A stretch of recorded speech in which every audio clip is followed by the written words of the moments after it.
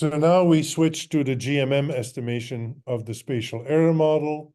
Same principle as before. We want to get to the spatially weighted least squares, for which we need a consistent estimate of the lambda. So as I mentioned, I'm going to skip the spatially weighted least squares part. It's exactly the same as for maximum likelihood, and we're going straight to the generalized moments estimation. Historically, there are two approaches. One is called GM for generalized moment. The other is called GMM for generalized method of moment.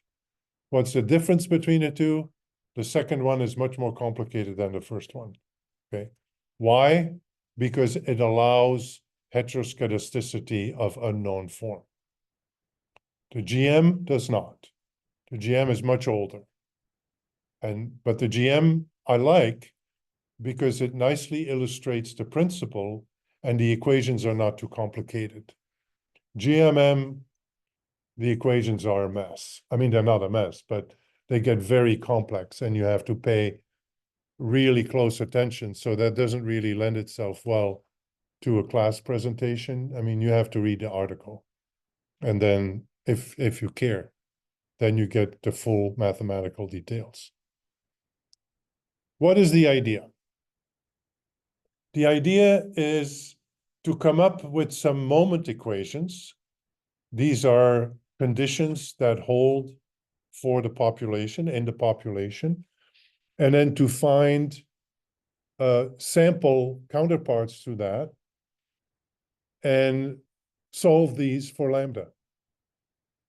And as long as we can prove, which is not that straightforward, and it requires specialized laws of large numbers and central limit theorems, we talked about that before, none of the classic results translate directly. And that's really the difficulty. It's one thing to say, okay, these are very nice conditions that hold in the population. Let's just use the sample counterpart, and that's good enough.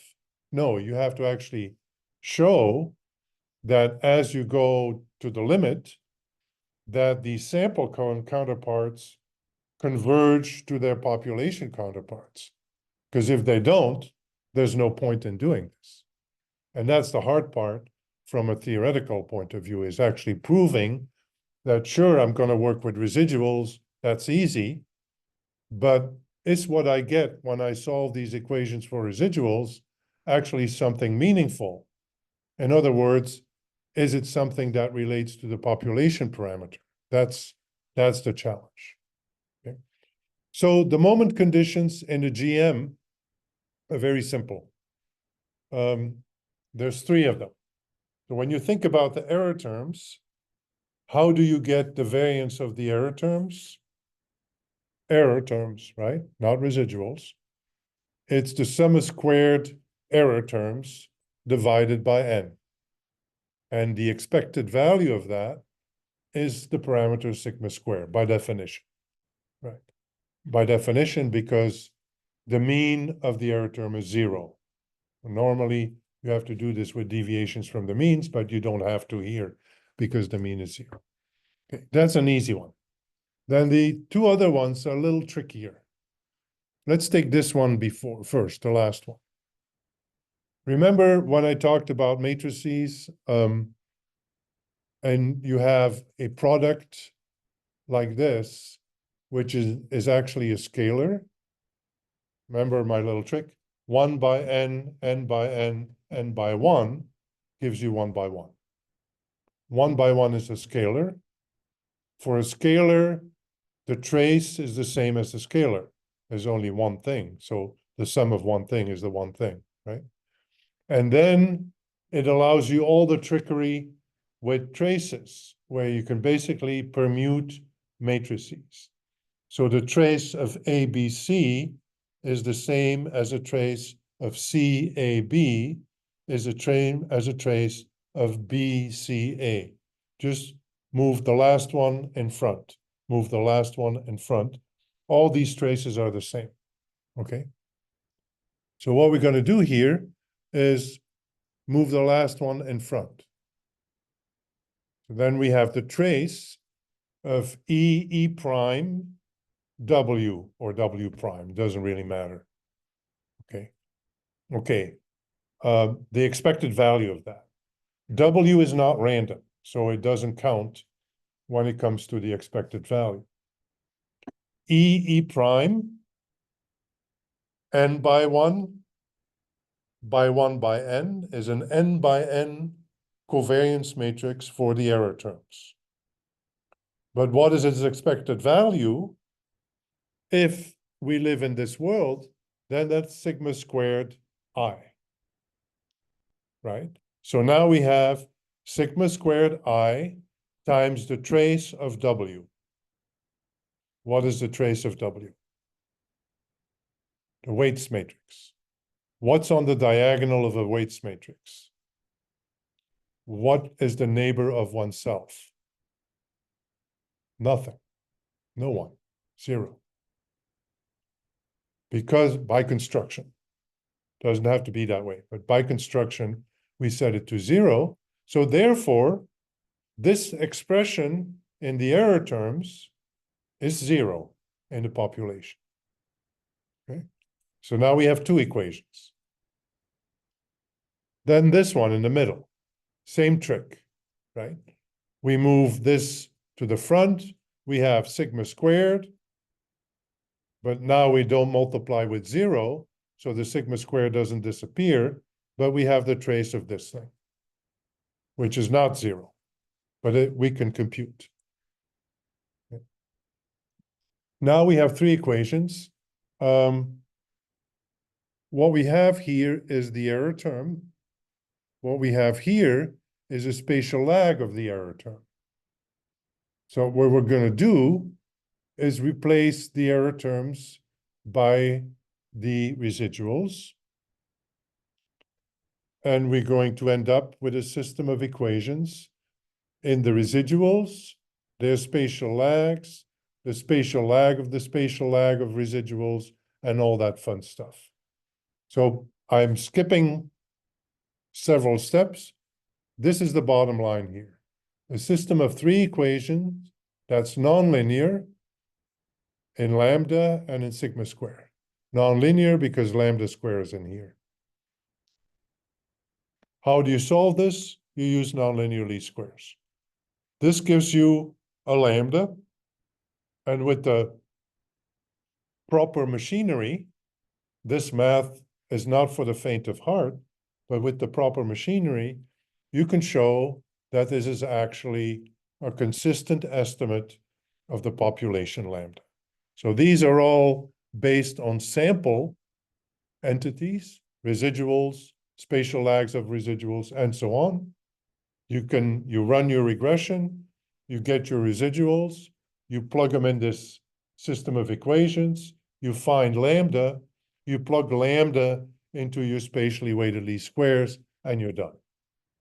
No inference for lambda, no likelihood ratio tests, no asymptotic t-tests, but you know that beta estimate is as good as it can be. And its standard error accounts properly for the presence of spatial correlation. So that's the logic. Okay. So we know about this. This is what Collegian and Prucha call this spatial Cochrane orchid. I call it spatially weighted least squares. It's the same thing. So all we do is plug in the estimate of lambda, and we're in business. Right? This is exactly the same expression as the one I showed you for maximum likelihood. The difference is maximum likelihood lambda hat is the maximum likelihood estimate. Here, it's the solution of these equations. So that's the GM. GMM, same idea, more complicated. Okay. So now we have a different set of equations where we take into account the fact that the error terms might be heteroscedastic. So there's no more sigma square I. Each error term has its own little sigma square I. This makes everything more complicated, but the principle is the same. You get equations, you replace the error terms and their spatial lags by the residuals and their spatial lags, and you solve the system of equations. This gives you a consistent estimate for the lambda, which you then, because it's GMM, can use to do the second step, which is, it's very confusing, a weighted estimation. Remember, when we talked about GMM, the first step is least squares, and then it's weighted least squares, where the optimal weights were the inverse variance. That's where the heteroscedasticity comes in. So these expressions are very complicated. They boil down on two sets of equations with two matrices. You see, these are all spatially filtered residuals. We have lambda in here and the lag. And then first step, as I mentioned, we got a consistent lambda. Second step, we use that in the weighted estimation of the GMM. Okay, that's the principle. Principle is always the same. Principle, I think, is very straightforward. Mathematics, not so much. Okay, first step, we have our system of equations. I've written it very nicely here, M prime M, but then it gets complicated. You have little g and big G.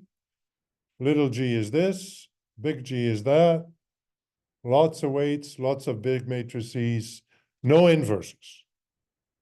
Okay, so all you need to do is spatial lag of this, spatial lag of that. That's easy. That's a very straightforward computation. No inverses required, but it gets notationally very, very heavy. And then the second step gets even heavier. You have now the weighted minimization. Instead of M prime N, we have this weight.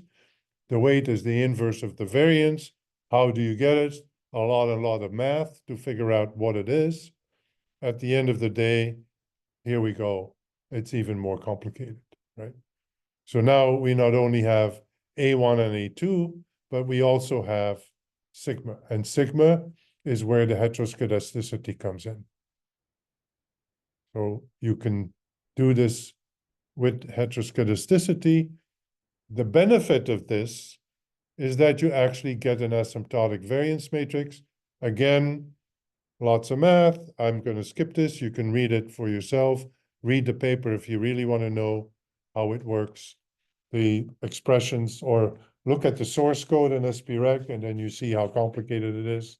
The good thing is the GMM allows for heteroscedasticity of unknown form, which, as I've been mentioning, is really something you should do, you should allow for. Not only does it give you estimates for lambda, it also gives you an asymptotic variance or an asymptotic standard error for lambda. So then you can do significance tests. And the implementation, for historic purposes, we allow for both homoscedastic and heteroscedastic error terms, but you should never use the homoscedastic case. It's very unrealistic. Then there's a literature, just like we had with the lag, on optimal GMM. And it's very abstract and is very generic, basically two sets of types of equations.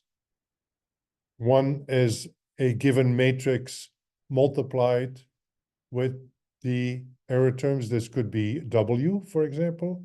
Another one is more complex and has these traces involved. There's these articles that propose different types of P and Q matrices and then show that after a lot of math, you can get the same optimality conditions as you get with maximum likelihood using optimal GMM when the error term is normal.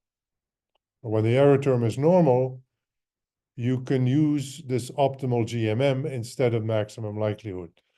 Well, you might say, why bother? Why wouldn't I just use maximum likelihood? because of this Jacobian. If you have 200,000 observations, you're not going to compute the log determinant of a 200,000 by 200,000 matrix.